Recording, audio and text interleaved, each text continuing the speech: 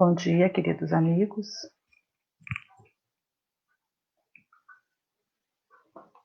Que a paz de Jesus esteja conosco. Para começar os trabalhos da manhã de hoje, vamos fazer uma leitura para nos harmonizarmos antes da prece. Do livro Pílulas de Confiança, Andrei Moreira, pelo Espírito Dias da Cruz. A fonte interior. Se te sentes à beira de um poço sem água, a requisitar alimento para tuas carências e necessidades, olha para a ausência do aparentemente ter falta, a fim de que encontres o que verdadeiramente necessitas. O que sustenta a alma no caminho da realização interior é a fonte sagrada que brota de dentro de si mesmo, nascida dos lençóis freáticos da inspiração e da conexão com o divino. Se aparentas não ter aquilo que te abastece o coração de sentido e significado, aprofunda a incisão do bisturi da autopercepção nos tecidos do coração, rompendo as algemas que te impede de acessar o manancial da força e fortaleza que há em ti. Aquilo que te sustenta nasce de dentro, brota do centro e preenche-te inteiro, fazendo-se fonte em ti. Queridos amigos, eu convido a todos a fechar os olhos para mentalizar Jesus a nos receber com o seu amor universal. Viemos aqui, Jesus, te agradecer, porque tu sabes o que necessitamos. Pedimos a proteção do Dr. Pitã e Cepete Araju para que possamos desenvolver o trabalho da manhã de hoje. Que assim seja.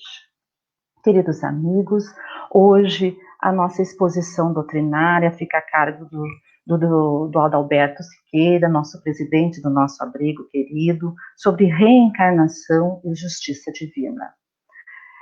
Esta palestra vai ser reapresentada às quinta-feiras, às 20 horas. Adalberto, um bom dia e que Jesus te abençoe.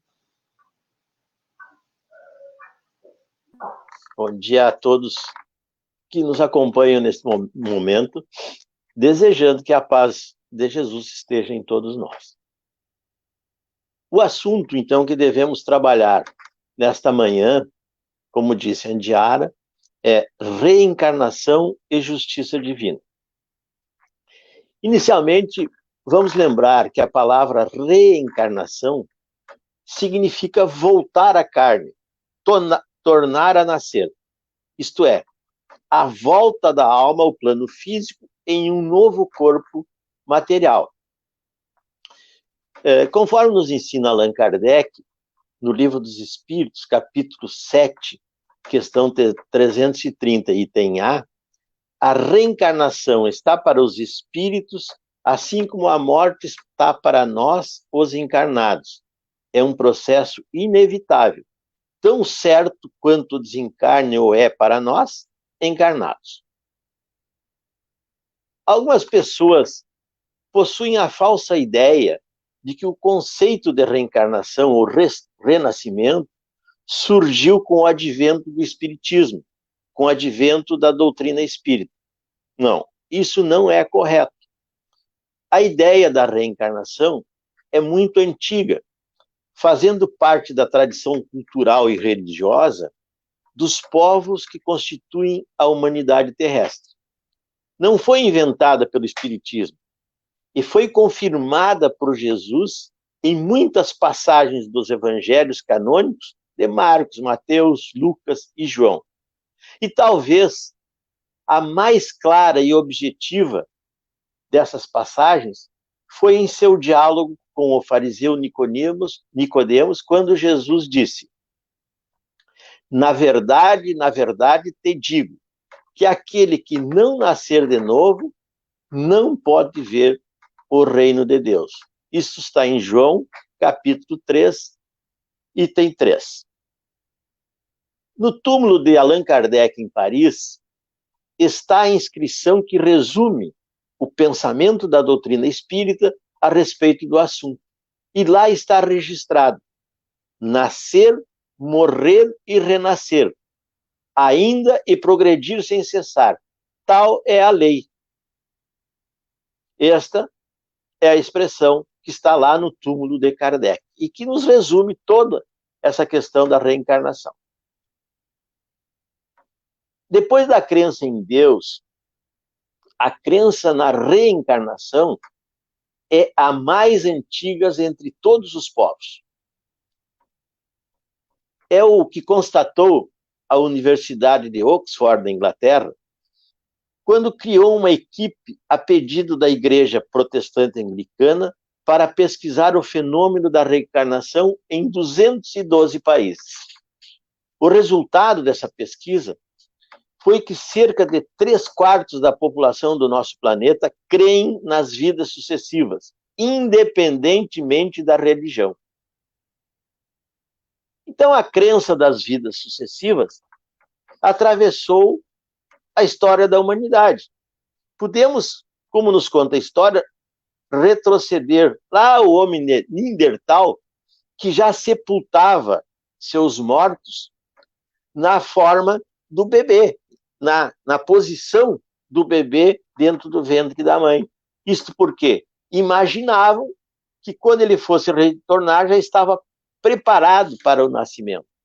Mas também vem lá passando pelos sumérios, mais ou menos 6.000 a.C., pelos babilônios, os assírios, egípcios, hebreus, chineses, gregos, romanos, até o ano de 553 depois de Cristo, quando o Concílio de Constantinopla, influenciado pelo imperador Justiniano, decretou que a reencarnação era uma heresia e seus adeptos passaram a ser perseguidos. Bom, vamos deixar a história um pouco de lado e vamos voltar ao ensino dos espíritos relativamente à reencarnação. E lá na pergunta 167 do Livro dos Espíritos, Kardec indagou aos espíritos superiores: qual é o objetivo da reencarnação? E a resposta dos espíritos: expiação, aprimoramento progressivo da humanidade, sem o que? Onde estaria a justiça divina? Na questão 171, o questionamento de Kardec foi: sobre o que está baseado o dogma da reencarnação? E os espíritos responderam: sobre a justiça de Deus e a revelação. Pois repetimos sempre: um bom pai deixa sempre os seus filhos uma porta aberta ao seu arrependimento. Não lhe diz a razão que seria injusto privar para sempre a felicidade eterna todos aqueles cujo progresso não dependeu deles mesmos?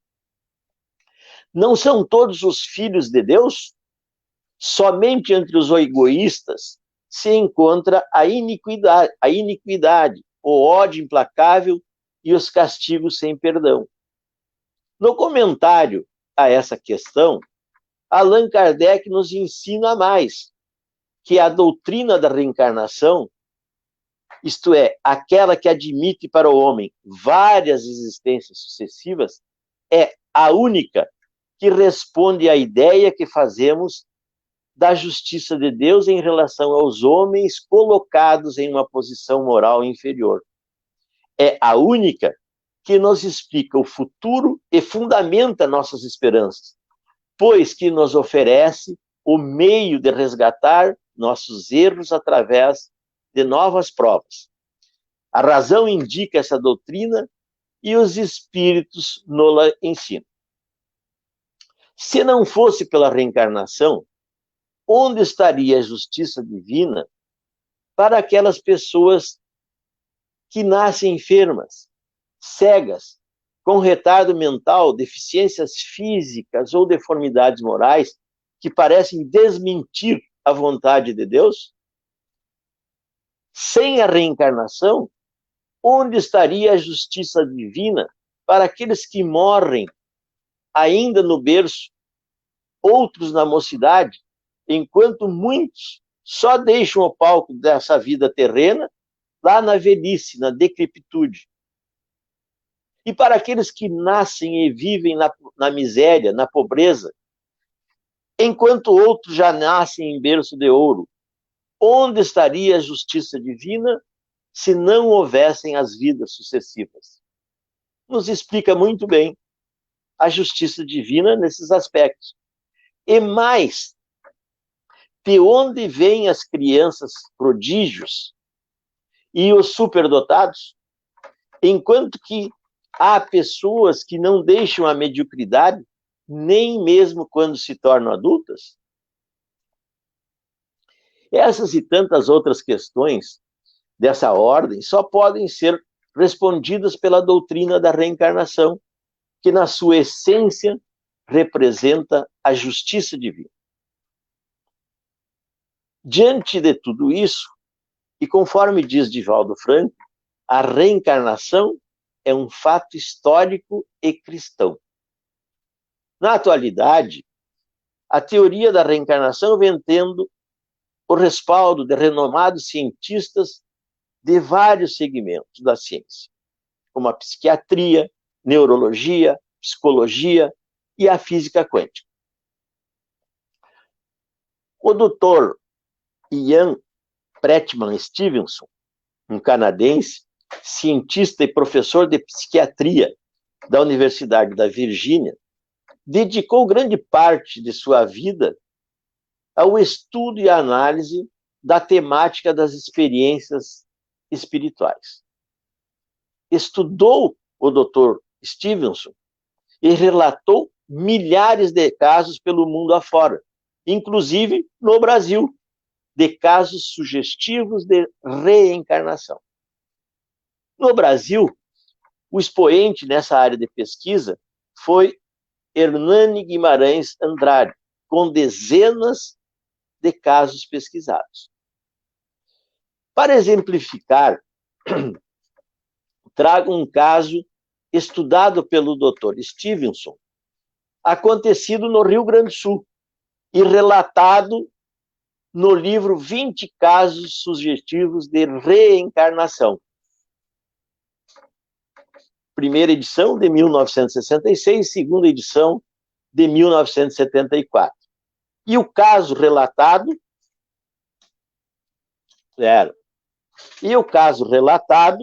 se chama o caso de Martha Lawrence.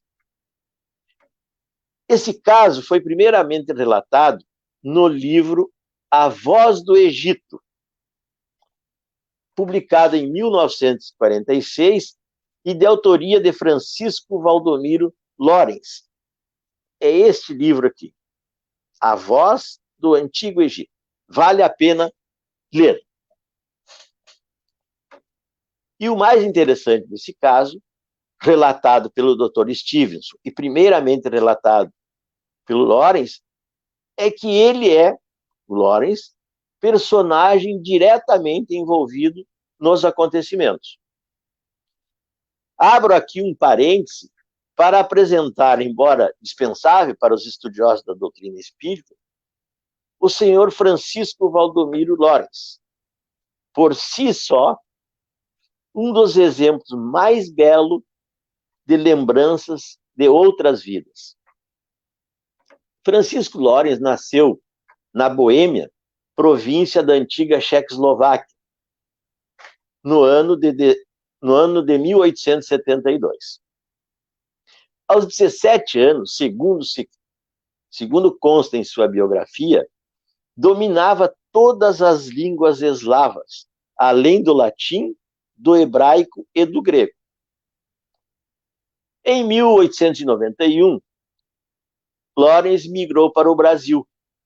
Viveu inicialmente no Rio de Janeiro, depois em Minas Gerais, e finalmente veio para o Rio Grande do Sul. instalando-se mais especificamente na cidade de Dom Feliciano, naquela época, Vila Dom Feliciano, pertencente ao município de Encruzilhada do Sul. Lorenz foi um dos primeiros esperantistas do mundo e o segundo esperantista do Brasil. Em 1894, já em Dom Feliciano, e dedicado ao trabalho na lavoura, casou-se com Ida Kraskewski, uma jovem alemã que viera para o Brasil aos 7 anos de idade. Em 1928, Dr. Getúlio era governador do Rio Grande do Sul e resolveu qualificar o ensino nas escolas gaúchas. E, para isso, determinou que se abrisse um concurso para novos professores. E formou-se, então, a comissão examinadora, que era presidida pelo ilustre Dr. Maurício Cardoso. Os demais membros dessa comissão examinadora foram pessoas exponenciais na cultura porto-alegrense. A primeira prova era a prova de matemática. E Lorenz apresentou-se para o concurso, vestido de branco, botas e chapéu. Quando foi chamado para a prova da matemática, presidida pelo Dr. Francisco Rodolfo Sink, quando cruzava os corredores para responder às questões, moças, candidatas a professoras, riram-se daquele homem com vestimenta modesta e meio esquisito ao vestir. Então começa a prova de matemática e, depois de longa inquirição, o examinador, com profunda admiração, constatou que o examinando discorria com indiscutível autoridade sobre os mais complexos aspectos da matemática.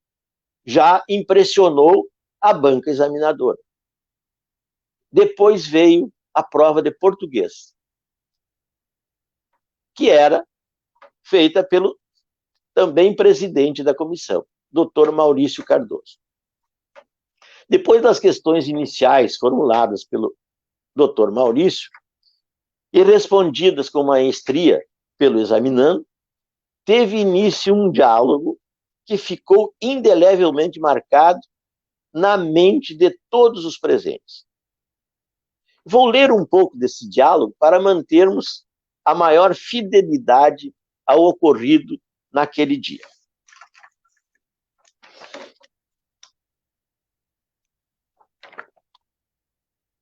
Começa assim. Dr. Maurício Cardoso, examinador de português. Pelo que vejo, o senhor dedica-se ao estudo da etimologia das palavras. Lorenz, sim, excelência, estudo. Dr. Maurício, além do latim, grego e árabe, que são as raízes de nosso idioma, aprecia o estudo também outras línguas vivas? Lorenz, sim, excelência, de modo especial as línguas chamadas mortas. Dr. Maurício, o senhor diz mortas, por que não prefere as vivas? Lorenz, porque, salvo erro de minha parte, as vivas nada mais são que herdeiras das mortas. Dr. Maurício, embora imperfeitamente, dedico-me também ao estudo de alguns idiomas, porém vivos. Agradar-lhe-á dialogarmos rapidamente em francês, que é considerado idioma universal? Lorenz respondeu em francês, tendo o doutor Maurício manifestado sua satisfação. Doutor Maurício Cardoso, mas o que me diria se tentássemos dialogar noutros idiomas, que atualmente são usados pelos povos deste planeta? Lawrence: estou às inteiras ordens de Vossa Excelência.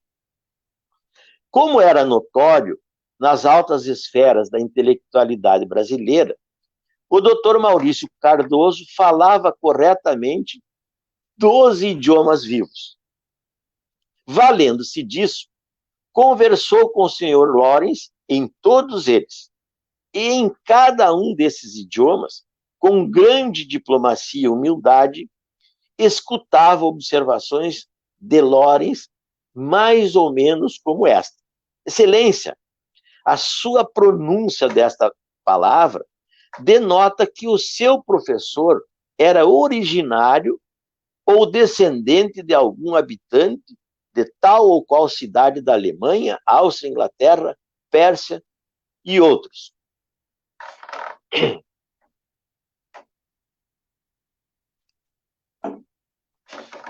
Nesse ponto, foi que os presentes tiveram a revelação do grande homem, modestamente vestido, e que suscitara os risinhos das candidatas à professora quando ele foi chamado pela banca examinadora.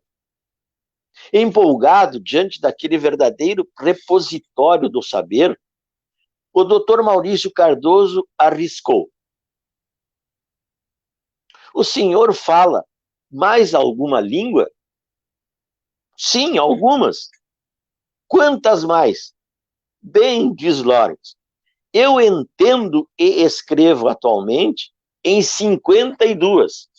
Entretanto, devo confessar que estou lutando para aperfeiçoar-me na pronúncia das que eram faladas pelos maias, astecas e asmeríndios. Consta que, ao final da vida, Lawrence falava mais de 100 idiomas. Mas então o senhor fala o idioma japonês? Lhe perguntou Dr. Maurício. Sim, respondeu Lawrence.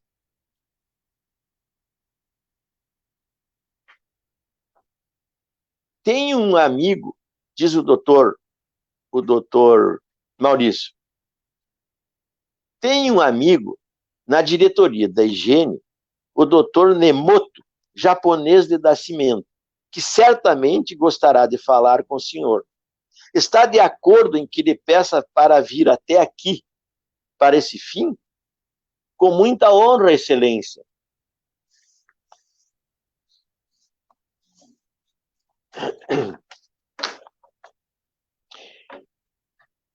Depois de longo diálogo com Lawrence, o Dr. Nemoto esclarece aos presentes que realmente seu ilustre interlocutor era mesmo um fenômeno linguístico, porquanto, com sincera admiração de sua parte, ele descobrira que ele, Nemoto, não estava falando o japonês usado em Tóquio, e sim em Yokohama, o que era verdade.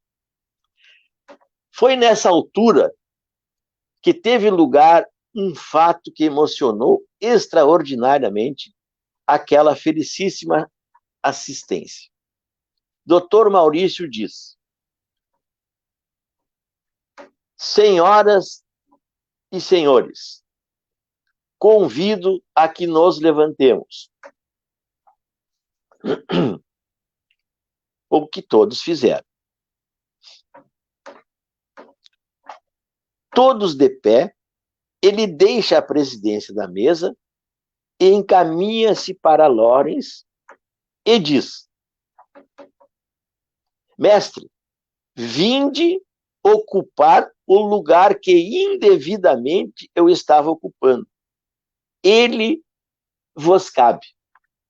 Aí temos um pequeno resumo dessa figura extraordinária chamada Francisco Valdomiro Lawrence, que é o personagem também, no caso que ele relatou no livro. Então, voltemos ao caso de Martha Lawrence, que foi por ele descrito. Em meados do mês de outubro de 1917, faleceu vitimada por uma tuberculose da laringe, em presença minha e de minha esposa, a nossa estimada comadre Maria Januária de Oliveira, geralmente chamada Sinhá ou Sinhazinha, solteira, residente num campo na distância de 20 quilômetros da vila de Dom Feliciano. 2 dias antes de desencarnar, quando minha esposa Ida viera visitá-la, a agonizante, falando penosamente, disse-lhe: eu sei que vou morrer, mas prepara-te para receber-me como tua filha daqui a 10 meses. E aí começa a grande história. Diz Ida: sei que isso é possível. Porém, de que modo poderemos verificar a verdade se tudo assim ocorrer? Como reconhecer que tu e a filhinha sois a mesma personagem? E por que motivos deverás reencarnar tão cedo?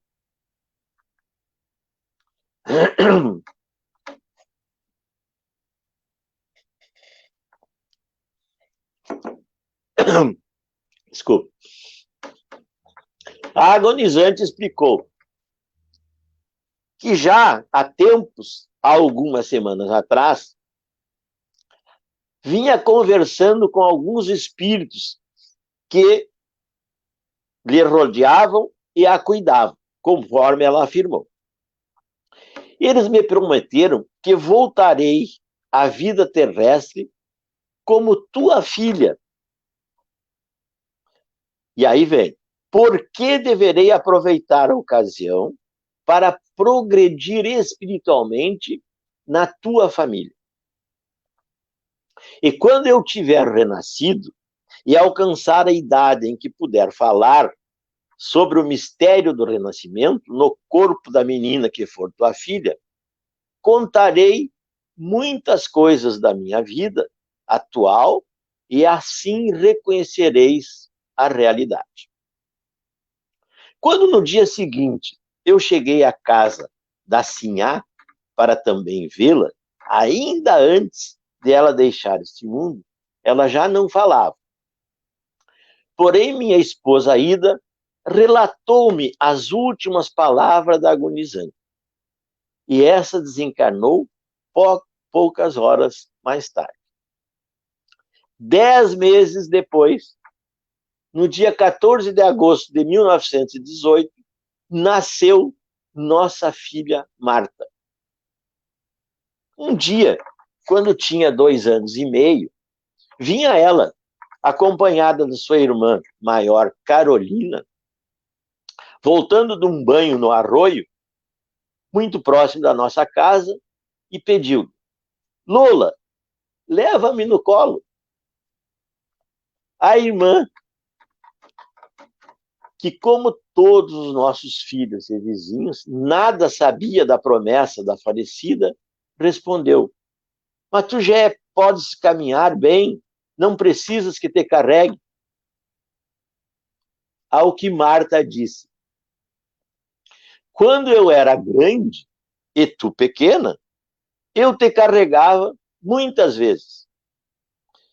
Quando tu eras grande? Interrogou Carolina rindo. Então a pequena Marta retrucou: naquele tempo eu não morava aqui, eu morava lá longe, onde há muitas vacas, muitos bois e muitas laranjas, e também animais que são parecidos com cabras, mas não são cabras. Marta estava referindo-se às ovelhas, que não tinha lá na residência dos Lores.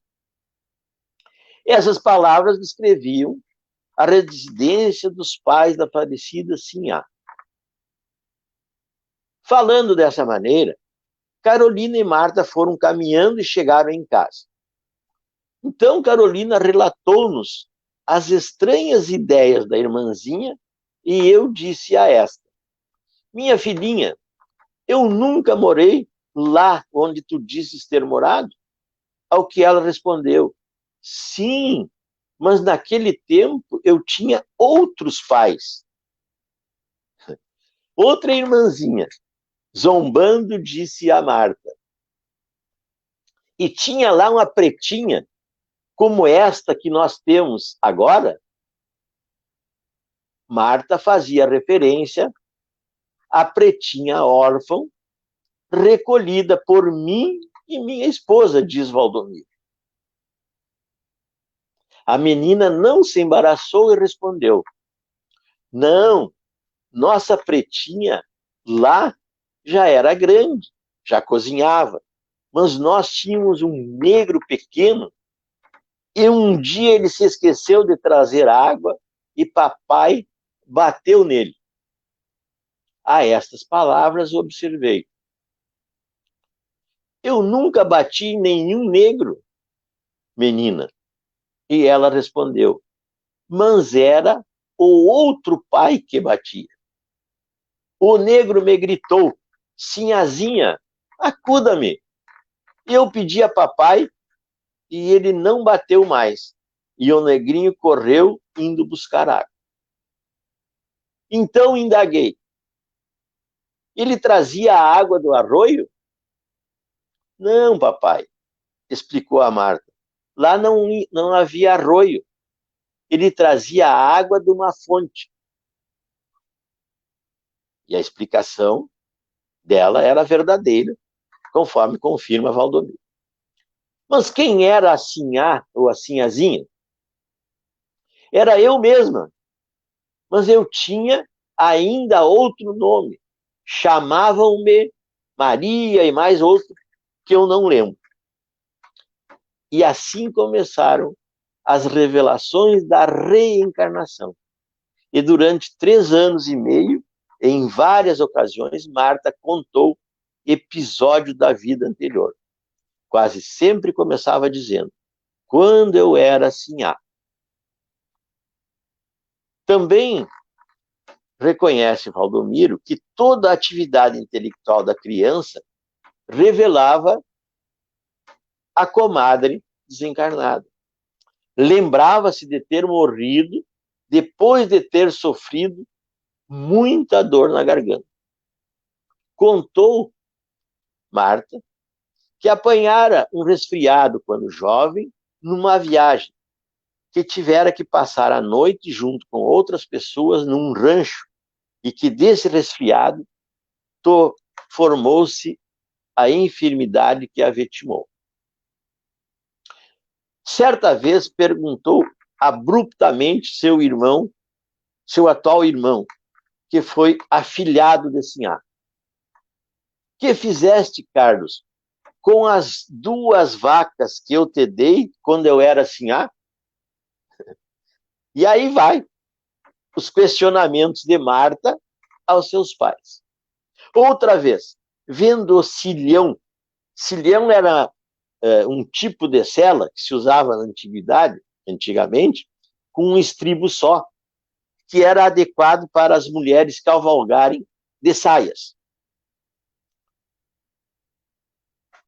Outra vez, então, repetindo, outra vez vendo o cilhão da sua mãe, Ida, Marta exclamou: este cilhão é igual ao que eu tinha quando eu era Sinhá.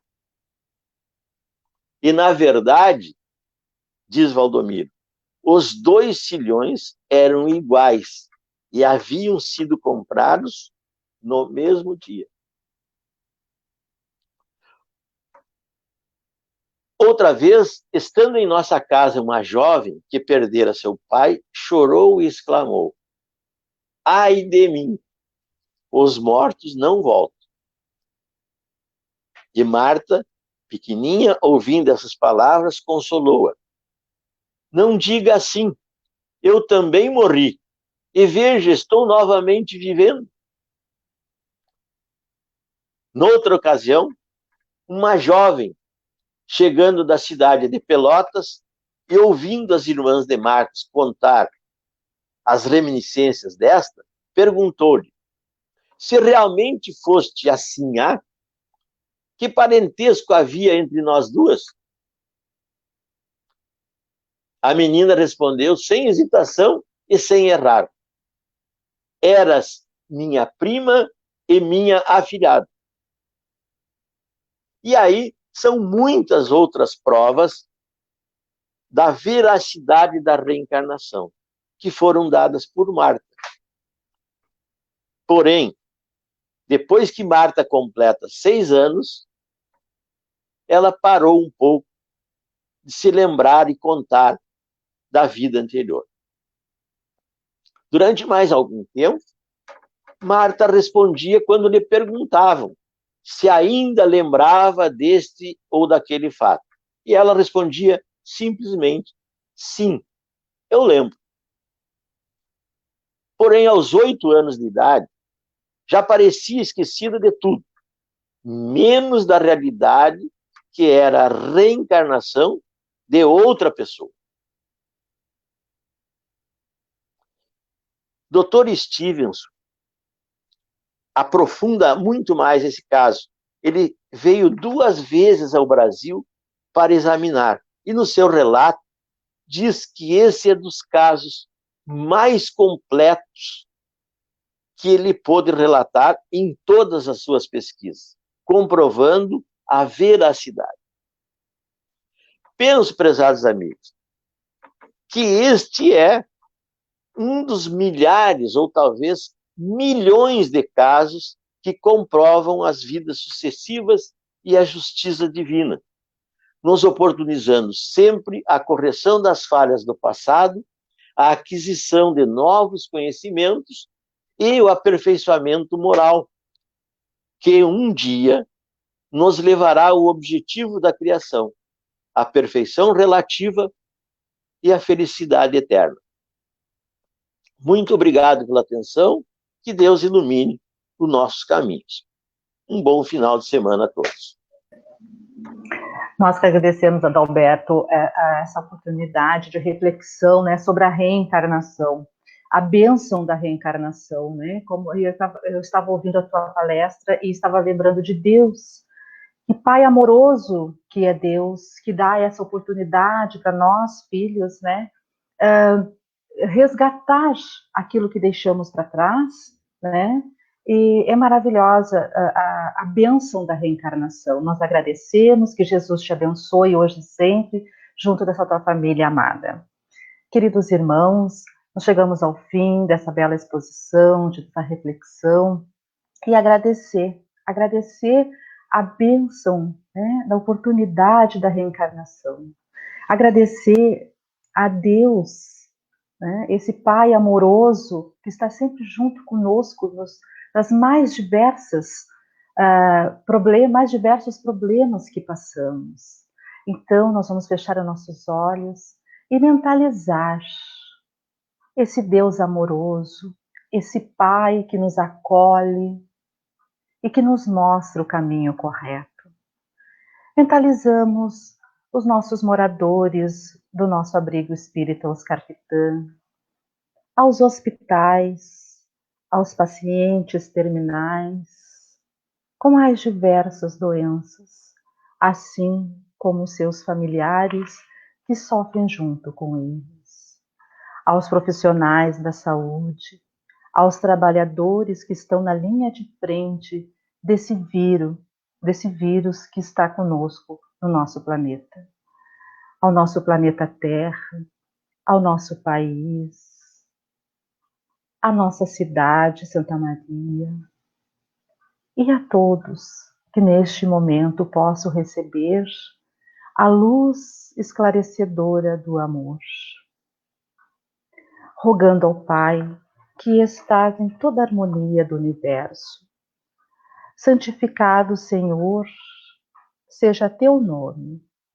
Venha a nós, ao vosso reino, seja feita a tua vontade, assim na terra como todos os mundos habitados. Dai-nos hoje, Senhor, o pão do corpo e da alma. Perdoa as nossas dívidas, assim como nós tentamos perdoar nossos devedores. Não nos deixes cair em tentação e nos livra-nos de todo mal, que assim seja. Queridos irmãos, vai ser retransmitida essa palestra na quinta-feira às 20 horas. Que tenhamos um domingo maravilhoso, de muita paz e harmonia, e que a semana seja de muita união, de muito amor e saúde a todos. Muito obrigada e um bom dia.